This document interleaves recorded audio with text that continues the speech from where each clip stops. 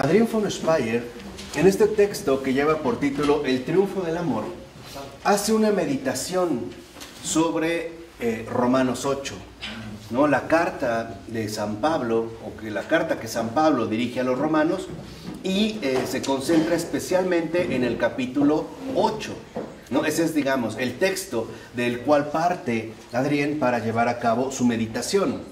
En este texto de Romanos 8, digamos, el primer punto que aborda es los versículos del 1 al 11. El primer versículo de Romanos 8 dice: ninguna condenación pesa ahora sobre los que están unidos a Cristo Jesús. ¿No? Esa es, digamos, la afirmación concreta. Ninguna condenación pesa ahora sobre los que están unidos a Cristo Jesús. Y lo primero que nos comenta Adrián es que debemos poner mucha atención a la palabra clave que aparece en este versículo, y es ahora. Porque el ahora designa el momento a partir del cual lo nuevo hace su aparición. De acuerdo con Adrián, cuando se habla del ahora, en ese sentido, se refiere a la aparición de lo nuevo. Es el momento de la aparición de lo nuevo. Y esto es bien importante, otra vez, que volvamos, ojalá, a comulgar con la verdad, en serio. O sea, que volvamos realmente a recuperar la alegría del Evangelio, la novedad de la buena nueva, ¿no? Y para ello, precisamente, vamos reconociendo esta aparición de lo nuevo. ¿Qué es lo nuevo? ¿Qué es este ahora que designa el momento a partir de lo cual hace su aparición, en ese sentido, lo nuevo? Es la verdad. Ahora, ¿no?, es el momento con el cual se designa la aparición de lo nuevo. ¿Y qué es literalmente lo nuevo? Lo nuevo es la verdad. Eso es lo nuevo. Este es, digamos, como el primer punto central hacia el cual, en efecto, San Pablo está dirigiendo la atención. ¿Por qué? Porque en este sentido, justamente, es la aparición de lo nuevo, ¿no? El ahora. Dice, ninguna condenación pesa ahora sobre los que están unidos a Cristo Jesús. ¿Y cuál es la verdad? Que ninguna condenación pesa ya. ¿Cuál es la verdad? Que ha triunfado la salvación. Lo antiguo, lo viejo, era el dominio invencible de la condenación. Si lo quieres ver de esta manera, del pecado. Eso era lo de antes, eso era lo viejo. ¿Qué es ahora lo que ha inaugurado justamente Jesús? En ese ahora, ¿no?, la aparición de lo nuevo, la verdad. Que ninguna condenación pesa ya. Todo está borrado. Todo ha sido verdaderamente borrado. La verdad es que triunfó el amor. Por ello no es casual que en efecto este texto, que es muy bello, se llame El triunfo del amor, de Adrián von Speyer. El triunfo del amor. La verdad es que triunfó el amor. Ya no en este sentido, la condenación. De tal manera que la verdad nos habla de un nuevo nacimiento. Nos habla de un nuevo nacimiento fundamental para aquellos que en efecto están unidos con la verdad. O sea, ahora, por ejemplo, hay una verdad que está por encima de todas las verdades. Hay una verdad que se impone sobre todas. Es la única verdad, es la verdad una. Es una verdad. Y esta verdad que se impone sobre todas las demás indica que ya no hay nada condenable, reprobable, censurable. Porque esta verdad nos indica que en efecto la gracia está por encima del pecado. Que la vida ha triunfado sobre la muerte. Y que la redención ha triunfado sobre la condenación. Este es el primer núcleo esencial de la buena nueva. Cuando Jesús les dice a sus discípulos y apóstoles, vayan y anuncien el Evangelio, ellos saben perfectamente bien cuál debe de ser el corazón del anuncio, el corazón vivo del Evangelio. Es esta verdad. La verdad es que la salvación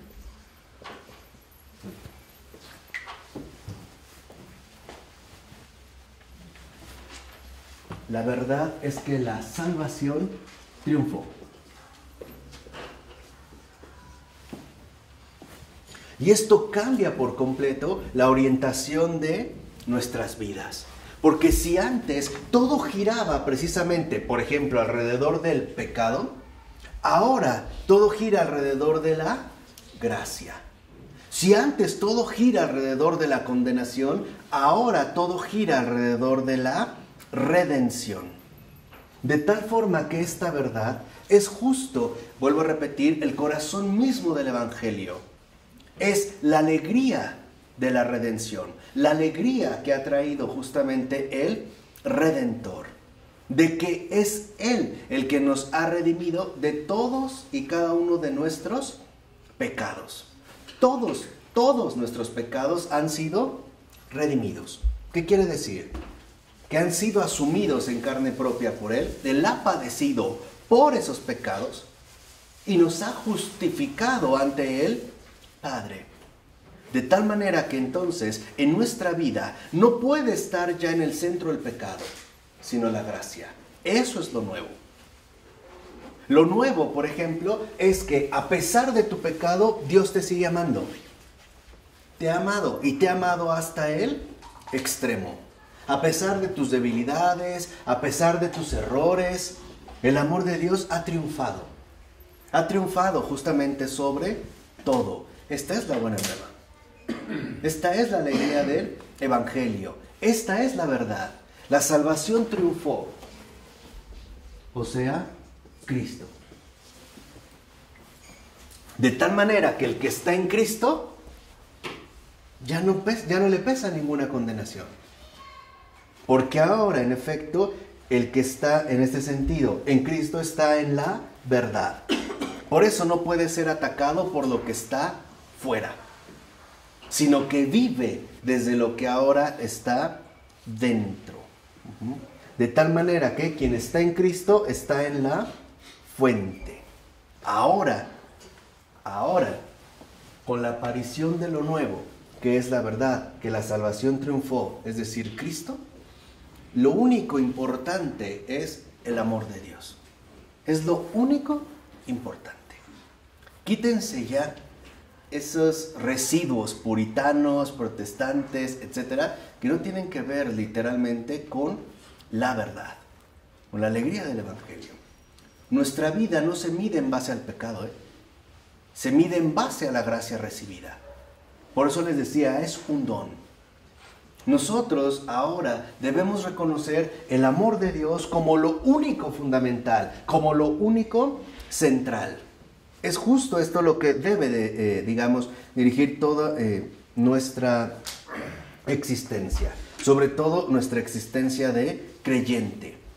Porque ahora el creyente experimenta la renovación desde el amor.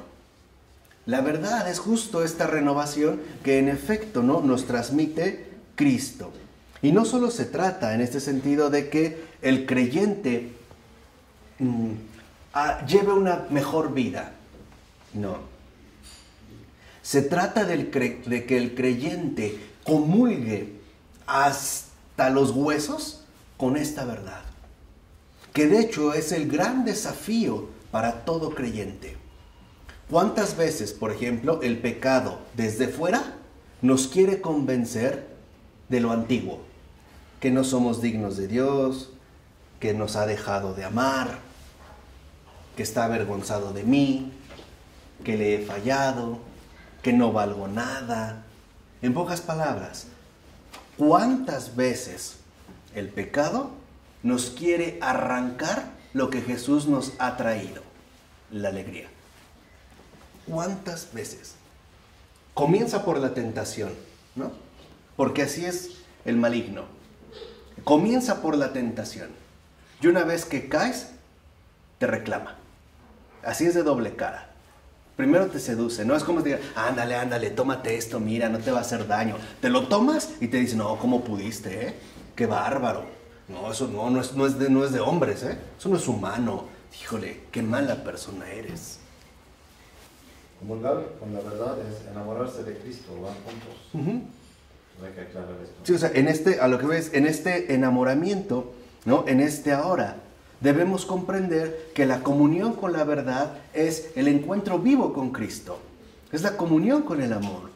Es parte de una entrega justamente total. De tal manera que este ahora concluye algo e inaugura otra cosa. En pocas palabras, el ahora, a partir de ahora, el pecado ya no es lo dominante. Ya no.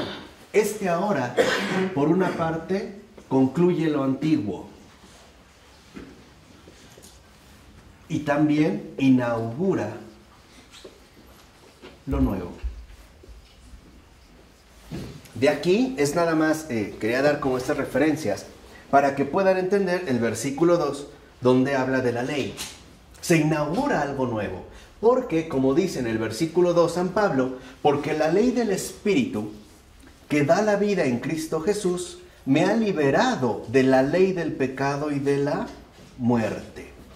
Aquí está, digamos, esta dimensión fundamental entre lo que concluye y lo que se inaugura. Antes, lo antiguo es que había una ley. La ley, vamos a decirlo así, invencible, que conducía a la muerte. Era insuperable en este sentido, ¿no? Era insuperable. ¿Por qué? Porque el pecado era lo único determinante. Era lo único que había justamente a la vista. No se había revelado ¿qué? La verdad. No estaba la verdad. Por eso nosotros podemos entender bajo la luz de la verdad, por ejemplo, a los trágicos griegos, como esta necesidad profunda de recibir la verdad, de que la verdad nos diga que ni la muerte y el pecado, la perdición, no tienen la última palabra. Si ustedes checan, por ejemplo, a los trágicos griegos, ¿no? Sófocles, etcétera, etcétera, verán que a mí me parece lo más valioso de los griegos. Yo creo que es lo único que vale la pena. Sófocles, o sea, los grandes trágicos griegos que escriben las tragedias. Verán que en todos ellos hay una intuición verdaderamente profunda. Y es, todo está perdido. Todo es trágico. Por eso es tragedia. Hagas lo que hagas, no hay salvación. No puedes escapar, ¿no?, a la fuerza invencible del destino. El destino es una manera griega, trágica, de hablar de la condenación. Estás condenado a tu destino. Y no, por ejemplo, piensen en el caso de Edipo Rey, que es quizá con la que podemos estar más familiarizados, ¿no? Edipo Rey. Se vaticina que este niño que van a hacer va a matar a su papá y va a terminar teniendo relaciones sexuales con su mamá. Obviamente los papás se aterran y van y lo abandonan por ahí, pero es recogido por el enemigo de su papá. Y en efecto, pasa el tiempo, se hace un experto en las armas y termina, ¿no?, en un combate matando a su papá sin saber que es su papá. Y pues reclama la recompensa, el trofeo, que no solo es el reino, a la reina también. Y bueno, tiene hijos con su mamá. Pero algo le empieza a intuir que, en efecto, las cosas no andan bien. Hay, digamos, como signos de que empieza a aparecer el destino. Él investiga y, en efecto, ¿no?, se le da a conocer lo que se había vaticinado. Y él, en un acto, en un gesto trágico, decide exiliarse y arrancarse los ojos, ¿no? Ahora, esta situación, lo que quiero que entiendan en el caso de los trágicos, es que es una súplica. Es una súplica de que algo o alguien nos diga que eso no es la verdad. Que la verdad va más allá. En pocas palabras, los griegos, los trágicos griegos, si en algo eran expertos, es en recordarnos la vital necesidad de esperanza para cualquier ser humano. Por eso en las tragedias, ¿no?, pusieron un recurso maravilloso que se le llamaba en latín el Deus ex machina. El Dios salido de la máquina. Que era, imagínense ante esta tragedia, ¿cómo quedaba la gente? Pues consternada. Entonces, hagamos lo que hagamos, todo está ¿qué? Perdido. Eso es lo antiguo. Todo está ¿qué? Perdido. Esa era la ley imperante. Y por ello los trágicos, cuando la gente quedaba así como impactada, mediante un artilugio de poleas y cuerdas, bajaban a un actor con un cierto atuendo no claro, y ahí acababa la tragedia. Para ellos era importante que hubiera una esperanza. Ese Dios desconocido que llega de lo alto. En pocas palabras, los trágicos griegos están esperando al Redentor, al que vino de lo alto. Están esperando a Cristo. Están esperando ¿qué? La verdad. ¿Qué hace Cristo? Darle gracia. Dice, es cierto. Lo que su corazón desea, que es el amor infinito, les pertenece. La verdad es que son infinitamente amados, tienen un padre, no son huérfanos, ni son desgraciados. Son agraciados, porque Dios mismo ha venido por ustedes. Esa es la gran verdad. Este es, digamos, el corazón mismo del Evangelio.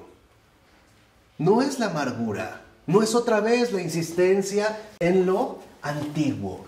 Esa es la novedad del Evangelio, la insólita novedad precisamente del Evangelio. Es esta la gran superación. Entonces la ley es controlar el pecado, pero no salvifica, solo controla. Claro, o sea, la ley incluso puede ser controlar el pecado, pero más bien es llenarse de gracia. La ley. Ah, sí, claro, la ley, ahorita hacia allá vamos. Pero esto sí queda claro en el núcleo fundamental. De tal manera que, como nos recuerda en ese sentido Adrián, esa ley de lo antiguo requería un cierto remedio, un freno. Un freno, vamos a decirlo así. Era solamente algo necesario. En lo antiguo, que concluye, está la ley. Pero es una ley, la ley de la letra.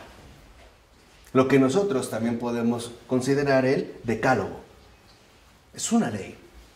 Es únicamente un medio para frenar en lo posible el imperio del pecado y por lo tanto el dominio de la muerte. Velo desde esta luz. Cuando, por ejemplo, el Señor te dice, no desearás a la mujer de tu prójimo, lo que en realidad te está diciendo es, di sí a la vida y no te vuelvas cómplice o participante de este reino de tinieblas, el reino de la muerte. Porque si tú deseas a la mujer de tu prójimo, serás capaz, como David, ¿se acuerdan, no? David en el Antiguo Testamento, de mandar a matar a su marido con tal de quedarte con ella. Si lo ven, estos mandamientos, el decálogo, lo que hacen es poner en orden, ir poniendo, preparar las cosas para que en efecto el imperio del pecado y la muerte no se desborde. Son, por así decirlo, nada más como muletas, ¿no? Ayudas para avanzar, digamos, en esta ley. Pero, en este sentido, Jesús nos libera de esa ley.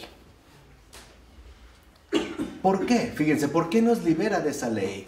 ¿Qué significa? ¿Que entonces podemos hacer lo que se nos dé la gana? ¿Perdió vigencia? No. Lo que dice Adrián es que hay una superación, inaugura lo nuevo, hay una ley, pero es la ley del Espíritu. Es la ley tan llena de gracia que anula los castigos. Es la ley del Espíritu de vida. Por decirlo así, concluye lo antiguo, lo dijimos ahorita, inaugura lo nuevo. Este espíritu es la ley finalmente del espíritu, es la ley de la vida, pero ya no por medio de normas, ya no por medio de excepciones, sino a través de la libertad. En lo antiguo había mandamientos, ¿estamos de acuerdo? Hay normas. En la ley del Espíritu lo que hay es libertad. Hay que aprender, escuchen esto, hay que aprender a liberarse de uno mismo, incluidos, por supuesto, sus pecados. Qué difícil es, espiritualmente hablando, reconocer que mis pecados no son míos. ¿A quién le pertenecen? A Cristo. ¿Quién los padeció? ¿Quién los asumió? ¿Qué dijo Juan Bautista? Este es el Cordero de Dios que ¿qué? Que quita, Él es el Cordero de Dios que quita los pecados del mundo. Qué difícil es reconocer que incluso lo que llamo mis pecados no me pertenecen. Qué difícil, espiritualmente. A tal grado llega nuestra aprehensión, a tal grado queremos permanecer atrapados en lo antiguo, que no es tan fácil pasar a lo nuevo, a la verdadera libertad. Esta es la ley del Espíritu. Cuando yo me confieso, no le estoy entregando algo desconocido a Jesús, le estoy dando lo suyo, mis pecados. ¿Y qué recibo a cambio? Gracias. ¿Por qué seguimos aferrándonos a lo que no nos pertenece? ¿Por qué queremos seguir jugándole al Redentor del mundo? ¿Por qué queremos incluso seguir regodeándonos de lo que no es nuestro ya? El propio pecado. Esto es también lo insólito. Esta es la inauguración de lo nuevo. En lo antiguo, antes de que se remanifieste la verdad, el triunfo de la salvación, la falla es concreta. Dijimos, el pecado conduce a la muerte. Aquí, en realidad, el pecado ¿a qué remite? A la gracia, a la vida. Eso es lo nuevo. ¿Cuál es la libertad? El pecado no te ata a la muerte. Yo te he liberado del pecado. ¿Para qué? Para que vivas la vida. ¿Qué ama Dios? La vida. ¿Qué quiere de nosotros? Que vivamos. ¿No lo decía desde el Antiguo Testamento en el profeta? ¿O acaso del pecador creen que quiero que se muera? ¿No querré más bien que se arrepienta y viva? Esto es algo delicado, que se arrepienta. ¿Qué significa arrepentirse del pecado? En términos ya profundos, teológicamente profundos. Trascenderlo. Claro, trascenderlo. Arrepentirme del pecado es, no tengo por qué apropiarme de esto que no me pertenece. Aplastarlo. Ese es el arrepentimiento del pecado. Reconocer que me embarré de algo que no me corresponde, que me quise apropiar algo de lo que he sido ya liberado. De tal manera que esta libertad, la ley del Espíritu, es la vida de gracia.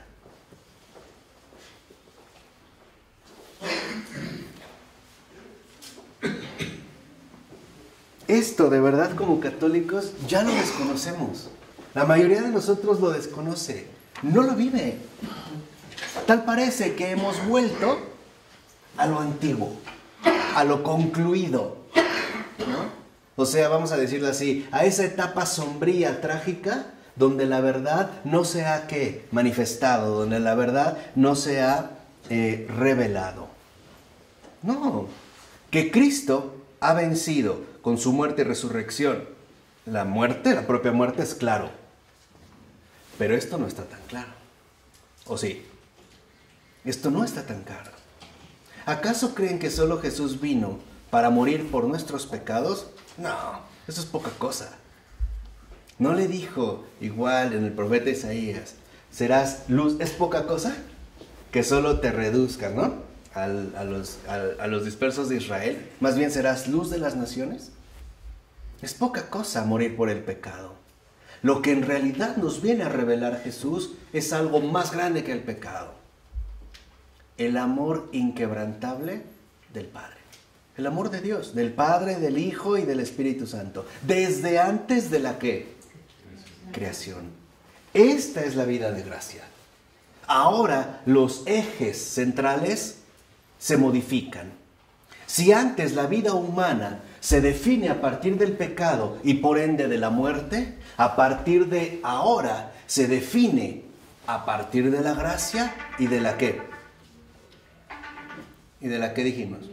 Y de la vida. ¿No es esta la gran alegría del Evangelio?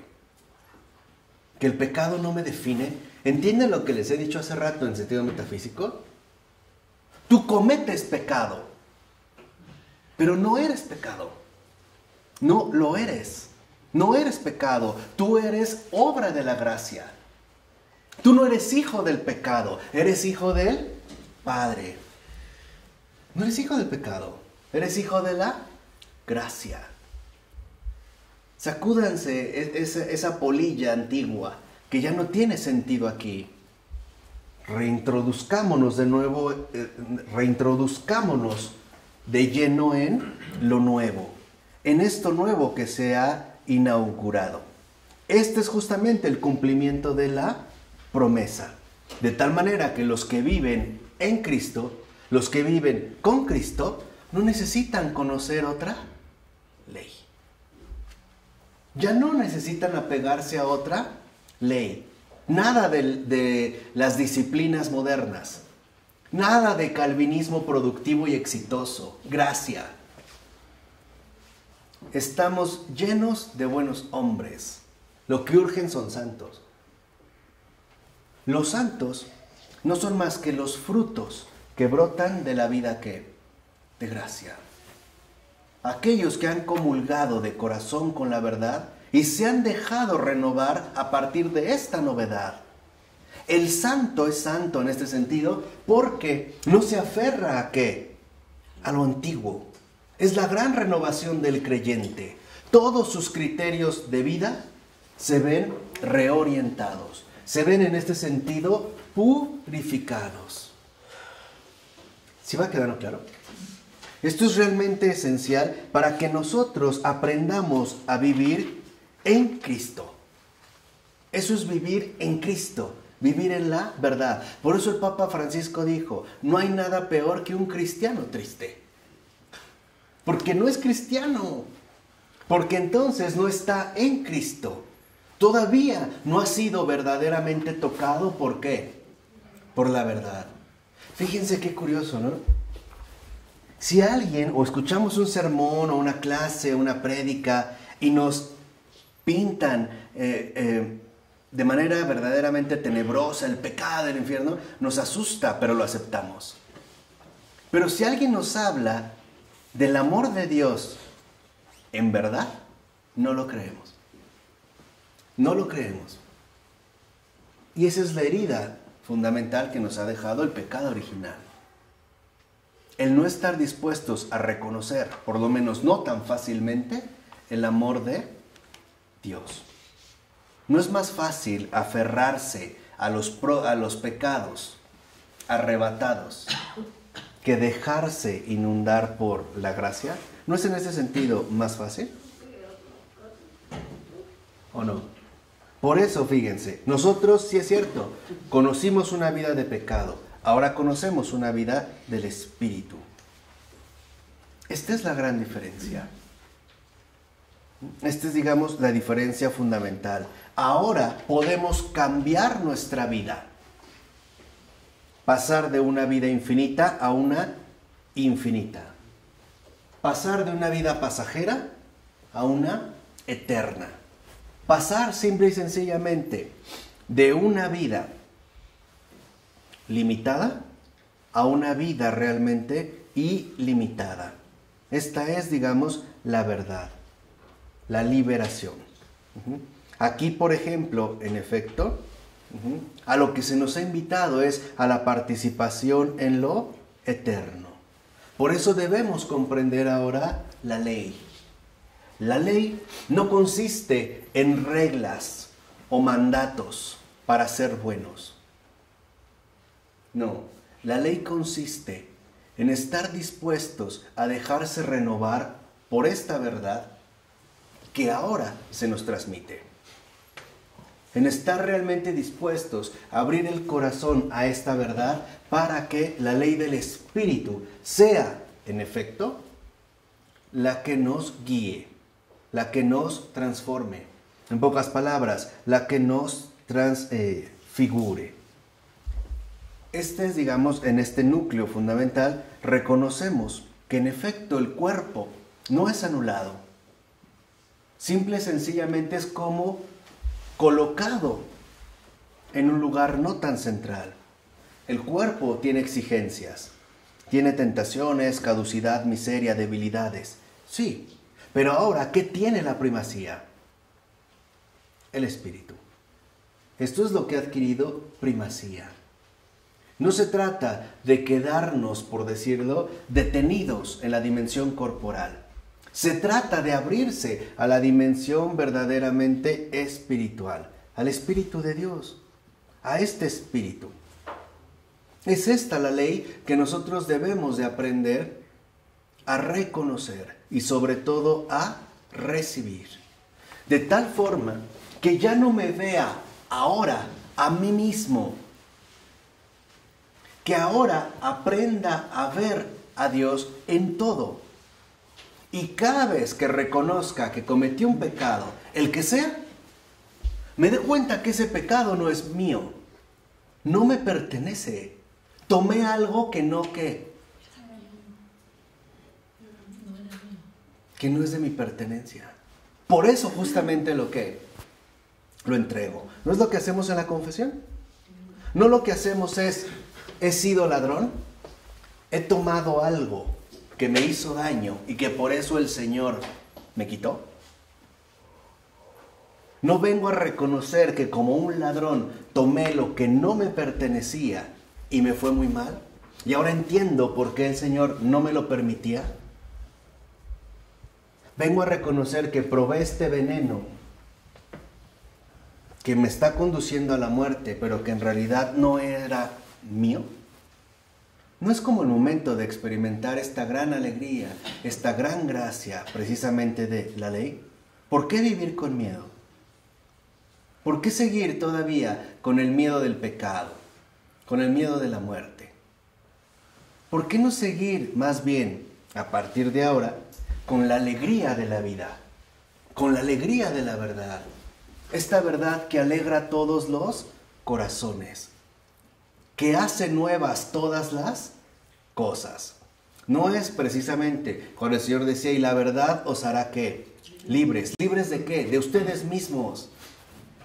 Libres de sus propios pecados, libres de sus propias deficiencias.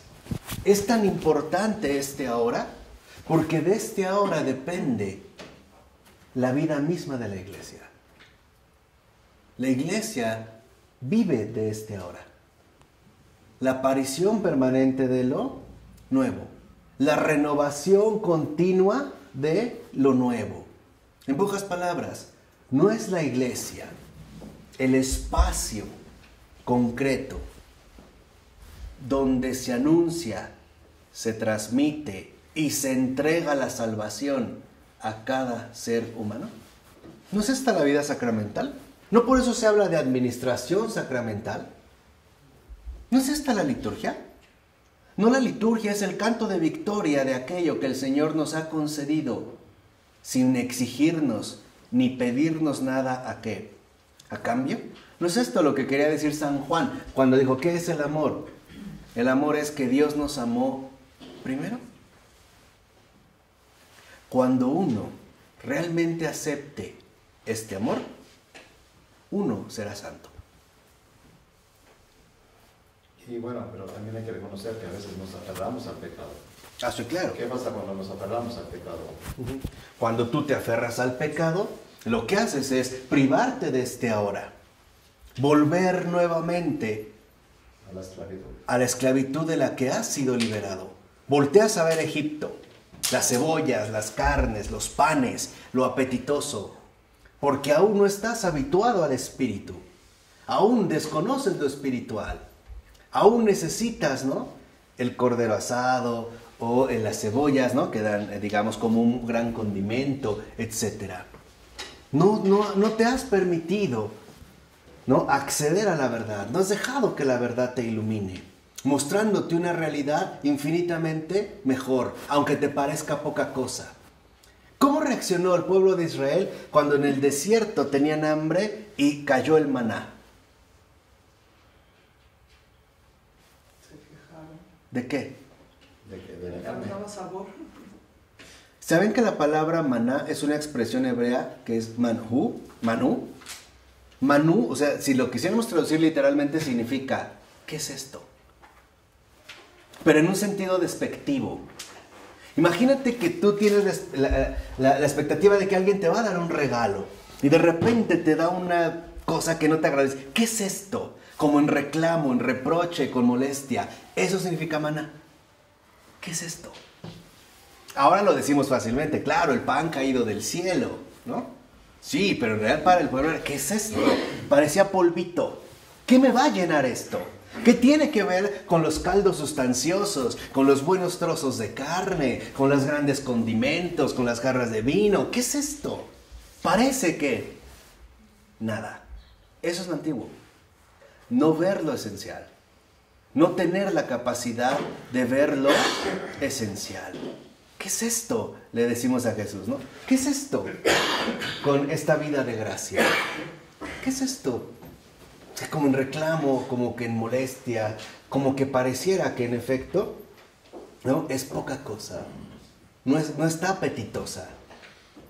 No es quizá la misma expresión que algunos mencionan ante el crucificado. ¿Qué es esto? ¿Cómo que un Dios se deje crucificar? ¿Cómo que un Dios muere? ¿Qué es esto? ¿Cómo que Dios realmente me invita a sufrir? ¿Qué es esto? Cuando el verdadero sufrimiento cristiano es renunciar a lo propio, incluidos sus propios pecados. Por eso Jesús extiende los brazos en la cruz, ¿no? Dispuesto a recibirlo absolutamente, ¿qué? Todo. Todo, ¿eh? Cuando digo todo es todo. Burlas, ofensas, escupitazos, hasta el día de hoy. Hasta el día de hoy. Y en ningún momento se ha cubierto. Ahí es importante que nosotros encontremos este ahora, que es Cristo. Y a partir de Cristo seamos cooperadores de la verdad, como decía Ratzinger, servidores de la verdad, promotores de la vida de gracia, renovadores, en último término, de lo nuevo. Y ante todo, firmes opositores de lo antiguo. Firmes contrincantes de lo viejo. Y grandes experimentadores del Espíritu. Del Espíritu que nadie sabe ni de dónde viene, ni a dónde va. Esa es la nueva ley. La ley que desborda cualquier comprensión. La ley que supera cualquier comprensión. Así que cuando sientas que en efecto el pecado te muerde, date cuenta que es eso. Una mordida. Una mordida, pero que no es tuyo. Ya sabes a quién le pertenece. Y Él te está esperando hasta esta fecha con los brazos abiertos. ¿De acuerdo? En nombre del Padre, del Hijo y del Espíritu Santo. Amén.